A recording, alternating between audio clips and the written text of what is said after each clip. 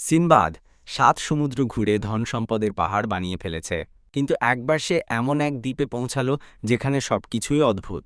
সেখানে গাছের পাতাও কালো, পাথরগুলো সাদা, আর বাতাসে আজব সুগন্ধ। এক বুড়ো মানুষ এসে বলল, সিনবাদ, এখানে কালো হিরে পাওয়া যায়, কিন্তু কেউ ফিরে যেতে পারে না। সিনবাদ, সাহসী ও লোভী, বলল, আমার নাম সিনবাদ, আমি ৭ সমুদ্র পাড়ি দিয়েছি, কালো হীরের দ্বীপ তো কিছুই না।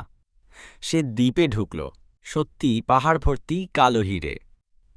কিন্তু যেই না সে এক মুঠো হিরে তুলল, চারদিকে অন্ধকার নেমে এলো। এক ভয়ানক গর্জন শোনা গেল।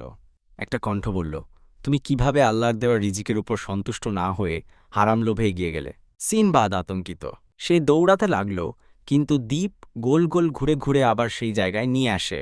এখন সে ক্লান্ত, একা, পিপাসায় কাহিল। তখন সে বসে পড়ে আল্লাহর সামনে কান্নাকাটি করে, হে আল্লাহ, আমি ভুল করেছি, আপনি চাইলে এখনও আমাকে বাঁচাতে পারেন। আমি তাওবা করছি, আপনার উপরই ভরসা রাখছি।